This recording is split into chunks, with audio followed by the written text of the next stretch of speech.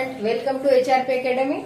Last video में आपने exercise 2.2 में अप टू 8 तक के क्वेश्चन देखे थे। इस वीडियो में आप 9 अप टू क्वेश्चन देखने वाले हैं। जो रिमेनिंग क्वेश्चन है अब हम इस वीडियो में सॉल्व करेंगे। Let's start question number 9। The age of Rahul and Harun are in the ratio 5:7। मैंने आपको पहले बताया था लास्ट वीडियो में कि जब भी आपको रेशो दिया जाता है उस वक्त आपको क्या करना है, उसके साथ x चिपका देना है। मीन्स हम लिखेंगे age of Rahul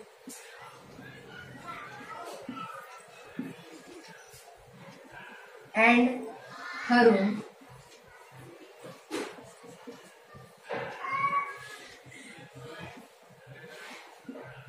ratio of age of Rahul and Harun is equal to 5:7 mean present age of Rahul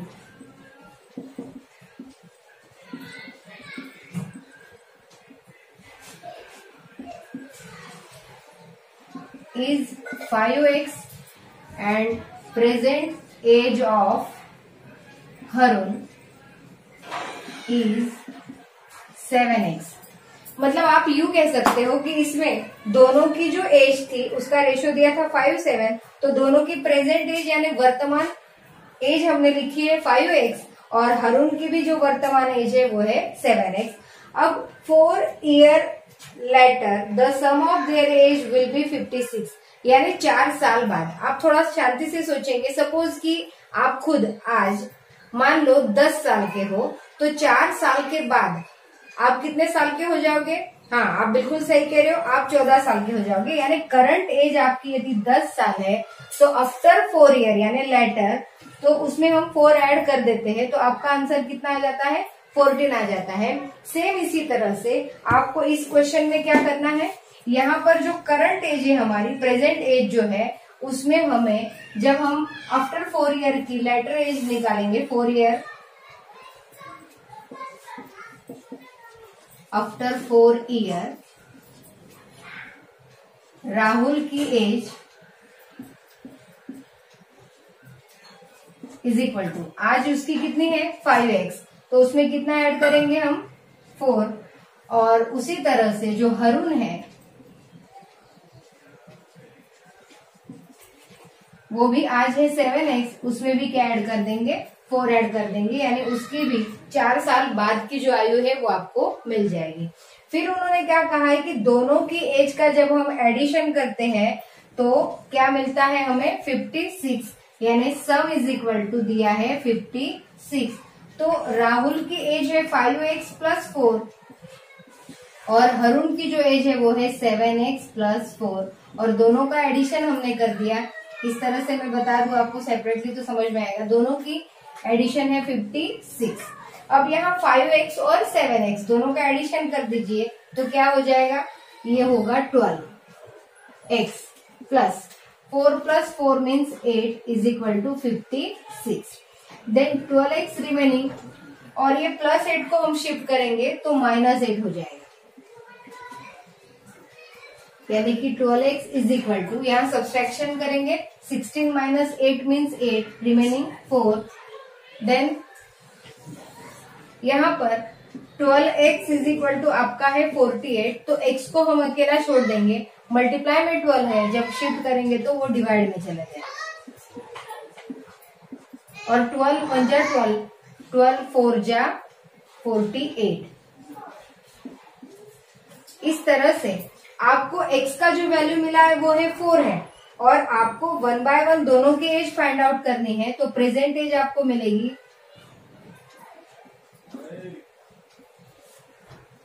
of Rahul is equal to, कितनी थी उसकी? 5x थी, यानी 5 × 4 तो वो हो जाती है 20 years and present age of Harun is equal to, वो कितनी है? 7x, यानी कि 7 × 4 यानी वो हो जाती है 28। इस तरह से आपको दोनों की एज कैलकुलेशन से मिल जाती है। आप इसे अपने नोटबुक में नोट कर लीजिए। Then next question number 10। The number of boys and girls in a class are in the ratio 7.5. The number of boys is 8 more than the number of girls. What is the class total strength. अब इसमें आपको सबसे पहले जो ratio है उसी को solve करना है. तो जो रेशो है वो क्या है, बॉयज एंड गर्ल्स, वो है 7 and 5. तो नंबर ऑफ बॉयज कितने हो गए, is equal to 7x and number of girls is equal to हो गया 5x. देन सेकेंड कंडीशन क्या है, number of boys is 8 more. मतलब कि गर्ल्स की कंपैरिजन में जो बॉयज की स्ट्रेंथ है वो 8 ज्यादा है. यानी दोनों का हम सब्सट्रैक्शन करेंगे तो वो क्या होगा, सपोज मतलब इस तरह से इमेजिन करें कि बॉयज यदि 16 है और गर्ल्स यदि 8 है तो दोनों का सब्सट्रैक्शन करेंगे तो क्या आएगा, 8 ही आएगा. इस तरह से आपको समझना है कि उन दोनों में जो डिफरेंस है वो 8 का है. तो वही लिखेंगे, boys are 8 more than girls. Therefore, आपके पास जो बॉयज की स्ट्रेंथ है वो है 7x और जो गर्ल्स की स्ट्रेंथ है वो है 5x. और दोनों के बीच में आप जब सब्सट्रैक्शन करोगे तो ये 8 का जो डिफरेंस है वो आपको मिलेगा. यानी दोनों के बीच में 8 का डिफरेंस है, वो हम इस तरह से इक्वेशन द्वारा दिखाएंगे. 7x माइनस 5x जब हम करेंगे तो आता है 2x is equal to 8. Then x is equal to 8 multiply में 2 है, जब हम शिफ्ट करेंगे तो डिवाइड में, यानी x इज इक्वल टू 4. अब ये जो x की वैल्यू है ये आपको यहाँ पर जो नंबर ऑफ बॉयज है उसमें डालना है. यानी कि number of boys is equal to 7x है तो 7 इंटू 4 करेंगे तो आपका आता है 28. देन नंबर ऑफ गर्ल्स वो आपकी है 5x, यानी कि 5 इंटू 4 करेंगे तो वो होता है 20. आपको जो क्वेश्चन पूछा है उसमें पूछा है टोटल क्लास स्ट्रेंथ पूछी है. Therefore total student is equal to 28 plus 20 आप करते हो तो आपका जवाब आता है 48. इस तरह से आपका ये सॉल्व हो गया. इसे अपनी नोटबुक में नोट करें. Next question number 11. Baiju's father is 26 years younger than Baiju's grandfather and 29 years older than Baiju's. The sum of all three are 135 years. तो what is the age of each of one? मतलब question में ये कहा है कि जो बैजू है उसके जो फादर है उनकी एज उनके भी पिता से, मतलब बैजू के जो दादा है उनसे 26 साल कम है और बेटे से 29 साल ज्यादा है.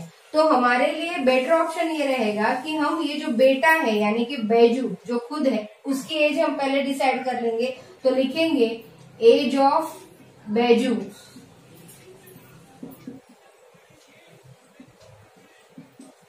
Is equal to x year. Then उसके बाद एज ऑफ फादर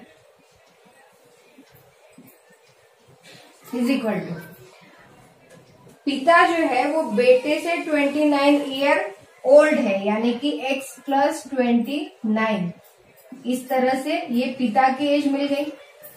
उसके बाद जो बैजूस फादर है उसके भी फादर यानी कि ग्रैंड फादर हो गए बैजू के, तो हम लिखेंगे एज ऑफ ग्रैंड फादर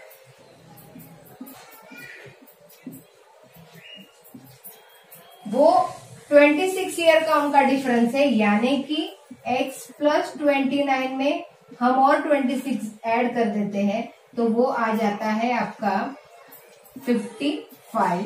ये इतनी एज हो गई किसकी, दादाजी की, ग्रैंडफादर जिसे कहते हैं.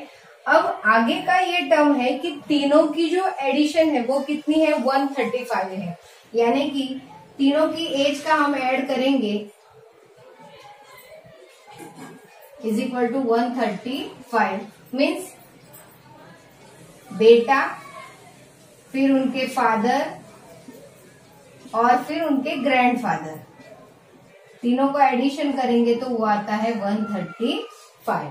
देन x प्लस x यानी 3x प्लस 29 प्लस 55 हम करते हैं तो वो आता है 14⁻1 means 6 and 2 8, 84 is equal to 135. Then next step में 3x रिमेनिंग, 135 माइनस 84, क्योंकि यहाँ प्लस में था शिफ्ट करेंगे तो माइनस में, यानी 3x is equal to 5 minus 4 means 1, 13 minus 8 means ये आएगा 551.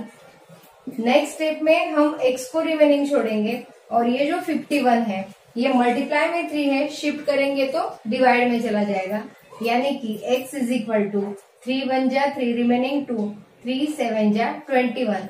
इस तरह से ये जो बैजू है, बैजू उसकी जो एज है वो कितने आई 17 ईयर. देन उसके बाद फादर एज,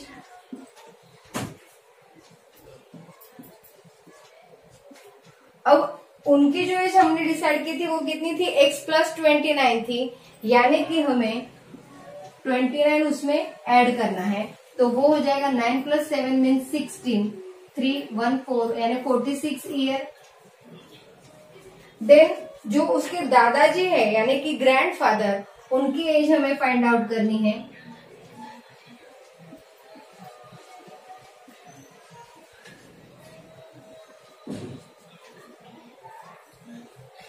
फोर्टी 46 में ही हम 26 ऐड कर देंगे तो भी चलेगा. Raise to 172 year.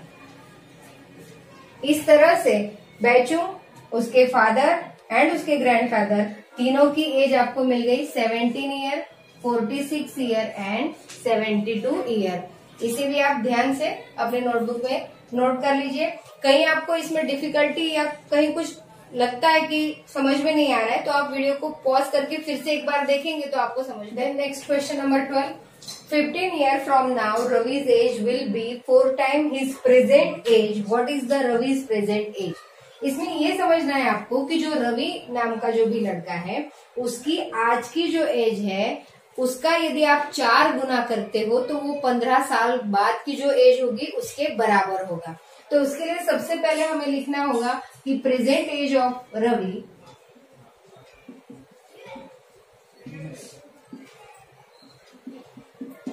Is x year. Then next 15 साल बाद उसकी एज कितनी होगी after 15 year. 15 year Ravi's age is equal to, आज x है तो 15 साल बाद यानी कि प्लस 15 आपको करना होगा. देन उसकी तब की जो एज है वो 4 टाइम होगी, किसकी, जो करंट एज है उसके 4 time. Therefore by condition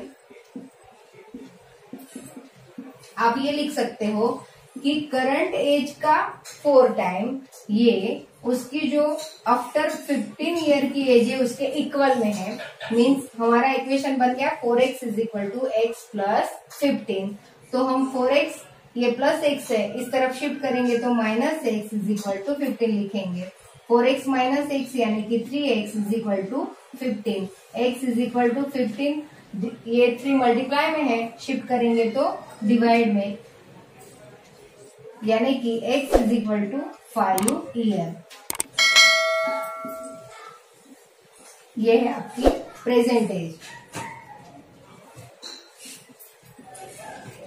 of Ravi. The next question number 13. A rational number is such that when you multiply it by 5 by 2 and add 2 by 3 to the product, you get minus 7 by 12. What is the number? इसमें यहाँ पर आपको question में ये कहा है कि आपके पास सपोज कोई एक रैशनल नंबर है,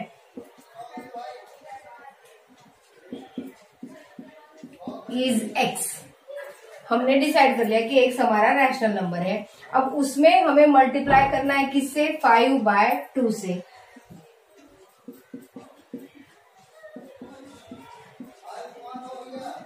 मीन्स आपका आ जाएगा 5 by 2x.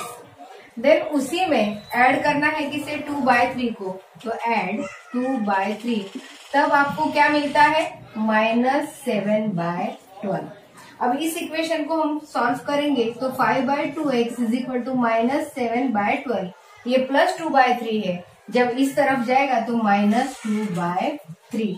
Then 5/2x is equal to, यहाँ पर आपको हम यदि एलसीएम में 12 लेते हैं तो यहाँ पर 12 होने के लिए 4 से ऊपर नीचे आपको मल्टीप्लाई करना होगा। मीन्स यहाँ होगा -7 एज यूजुअल, 4 2 जा 8, then x 5/2x is equal to -15/12।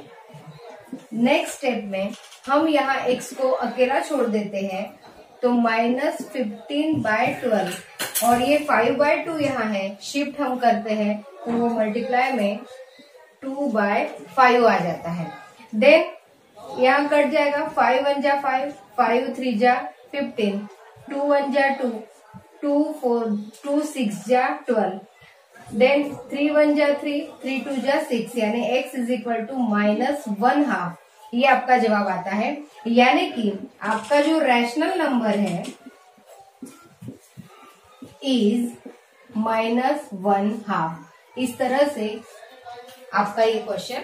Then question number 14, जिसमें ये कहा है कि जो बैंकर्स है लक्ष्मी, उसके पास कुछ नोट्स है जो कि 100 के, 50 के, 10 के हैं, और वो कितनी अमाउंट में है वो हमें नहीं पता, बस उनका रेशियो दिया है 2 3 एंड 5, और वो जो टोटल अमाउंट है सारे नोट यदि हम कलेक्ट करके काउंट करते हैं तो वो अमाउंट है 4 लाख। तो इन सब चीजों को हमें सबसे पहले नोट करना होगा कि ratio of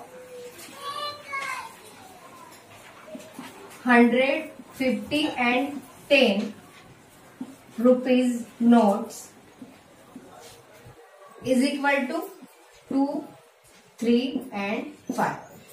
Therefore, number of note 100 rupees note is equal to 2x. Number of 50 rupees note is equal to 3x, and number of 10 rupees note is equal to 5x। But ये सिर्फ number of notes है, तो इसे हमें rupees में जब convert करना होगा तो वो इस तरह से होगा, 2x times of ₹100 is equal to 200x rupees, and 3x times 50 rupees is equal to 150x rupees. Then 5x times 10 rupees is equal to 50x rupees. Then total amount is equal to 4 lakh. Therefore, equation हमारा बन जाता है, इस total को हम करेंगे 200x plus 150x plus 50x is equal to 4 lakh rupees. यहाँ पर 200, 150 एंड 50 सबका जब आप एडिशन कर देते हो तो वो आता है 400। x is equal to 4 lakh. Then x is equal to, ये जो 400 है इसे हम शिफ्ट करेंगे तो डिवाइड में चला जाएगा, 2 0 get cancel. x is equal to, यहाँ पर 2 0 कट गए, 4 1 जा 4, 4 1 जा 4, यानी ऊपर आया 1000, तो x इज इक्वल टू 1000 आपका है। देन उसके बाद आपको 100 के कितने नोट, 50 के कितने और 10 के कितने, वो यहाँ लिखना होगा। तो number of 100 rupees note is equal to 2x है, यानी कि 2 into 1000 is equal to 2000 note. Then उसी तरह से number of 50 rupees note is equal to, वो है 3x, यानी कि 3 इंटू 1000, तो वो हो जाता है 3000। Then number of 10 rupees note is equal to, वो है 5x, यानी कि 5 इंटू 1000, तो वो जवाब आता है 5000 नोट।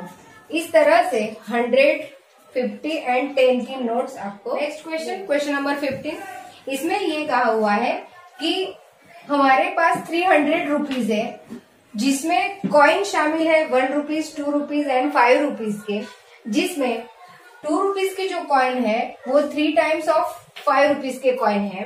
तो टोटल कॉइन यदि 160 हो तो हर टाइप के कितने कॉइन है वो आपको बताना है। यानी कि सिंपली सबसे पहले हम जिससे कंपेयर किया गया है 5 रुपीज के कॉइन के साथ कंपैरिजन है, तो हमें 5 रुपीज का जो कॉइन है वो हमें मान लेने होंगे कि कितने हैं। तो लिखेंगे सपोज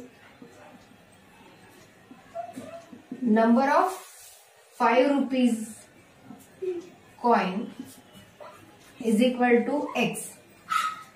देयरफॉर जो 2 रुपीज के कॉइन आएंगे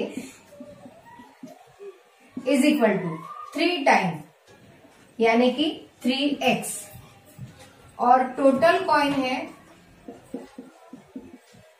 is equal to 160। Therefore number of coins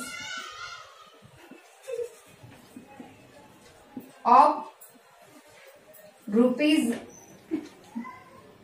1 is equal to 160 में से हम यदि बचे कॉइन, जैसे कि टोटल जो कॉइन है x रुपीज 3x, तो इन सबका जब हम टोटल करेंगे तो 160 आता है।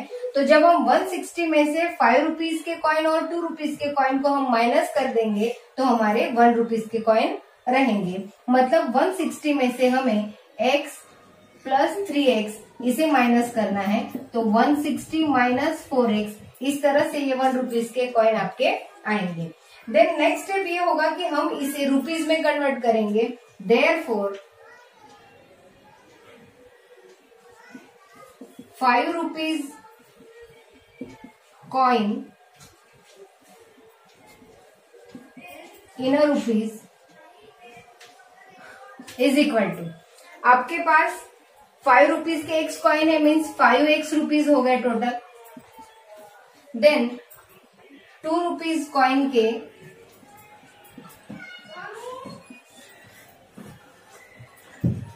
Is equal to 2 into 3x, यानी कि 6x।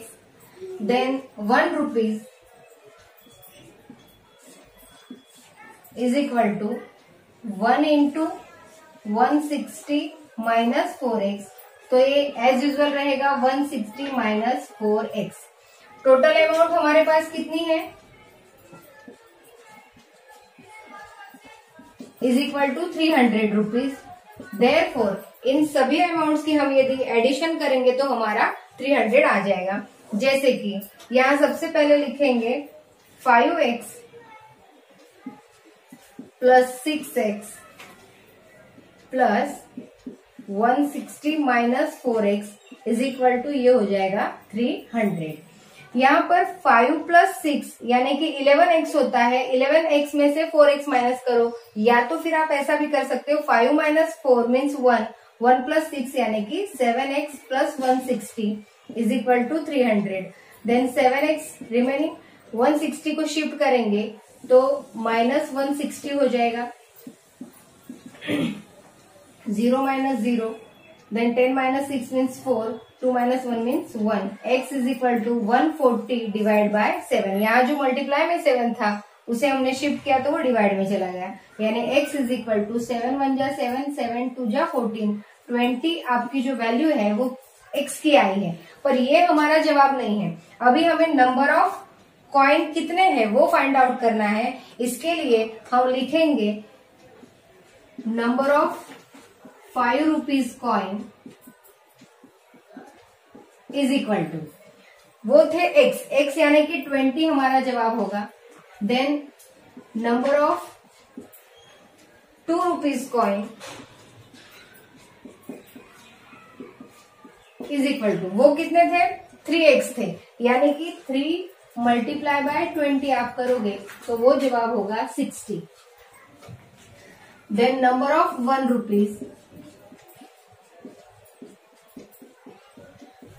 इज इक्वल टू, वो कितने हमारे पास? 160 माइनस 4x, तो 160 माइनस 4 इंटू 20, 160 माइनस 80, यानी कि 80 कॉइन ₹1 के है। इस तरह से ₹5 के 20 कॉइन, ₹2 के 60 कॉइन्स एंड ₹1 के 80 कॉइन्स आपको जवाब मिलता है। देन नेक्स्ट क्वेश्चन नंबर 16, इसमें ये कहा हुआ है कि जो ऑर्गेनाइजर है उसने एक कंपटीशन रखा था, ऐसे कंपटीशन जिसमें टोटल 63 स्टूडेंट ने पार्टिसिपेट किया था, जिसमें जो स्टूडेंट विनर थे उन्हें पर हेड ₹100 दिए गए और जो विनर नहीं थे उन्हें पर 25 दिए गए। तो टोटल कितने स्टूडेंट पार्टिसिपेट किए थे और कितने विन हुए वो आपको बताना है। तो सबसे पहले जो पॉइंट्स दिए गए हम उसे नोट करेंगे। Suppose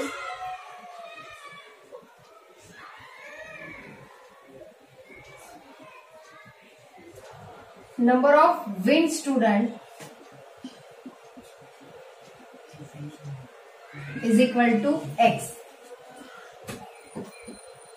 but total student is equal to 63, therefore does not win student is equal to 63 माइनस x। उसके बाद पर स्टूडेंट ₹100 दिए गए, तो जो अमाउंट डिस्ट्रीब्यूट की है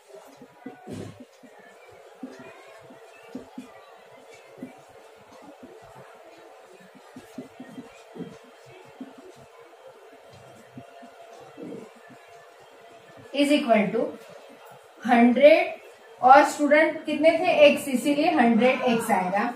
then does not winning student को जो डिस्ट्रीब्यूट किया गया है, distribute amount to not winning student is equal to, ये थे ₹25 मल्टीप्लाई बाय 63 माइनस x। देयरफॉर 26 मल्टीप्लाई बाय 63 हम करेंगे तो वो आता है 1575 माइनस 25x। अब ये अमाउंट जो विनर को बांटी है और जो नॉन विनर को दी है, उन दोनों का जब हम एडिशन करते हैं तो टोटल अमाउंट है वो है 3000। देयरफॉर इक्वेशन बन जाता है 100x plus 1575 minus 25x is equal to 3000। अब इसमें 100x माइनस 25x हम करते हैं तो 75x आता है, प्लस 1575 इज इक्वल टू 3000। यहां पर 75x को एज यूजुअल रखेंगे, 3000 भी एज यूजुअल, और यहां पर जो 1575 है उसे हम दूसरी साइड में शिफ्ट करेंगे तो वो माइनस हो जाएगा।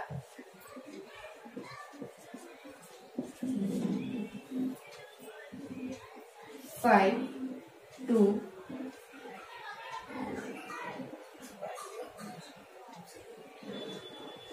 4 1 1425 आया।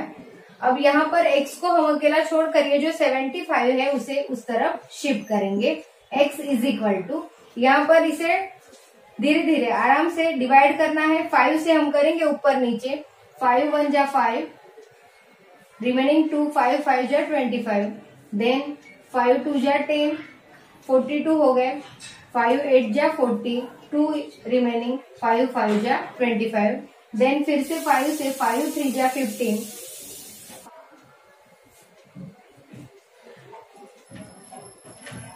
इस तरह से यहाँ पर x इज इक्वल टू आपका 57 डिवाइड बाय 3 आया है। Then x is equal to 3 1 जा 3, 3 19 जा 57। इस तरह से यहाँ पर जो विनर स्टूडेंट है उनकी स्ट्रेंथ आपको मिल गई है 19। तो हम आंसर में लिख सकते हैं number of winner is equal to 19। इस तरह से आपके ये जो एक्सरसाइज 2.2 है ये कंप्लीट हो गई है। आपको कुछ भी कहीं भी कोई प्रॉब्लम आती है तो आप पॉज करके देखिए, अपने नोटबुक में दोबारा लिखिए, समझने की कोशिश कीजिए। न समझ में आए तो आप कमेंट्स बॉक्स में लिखिए।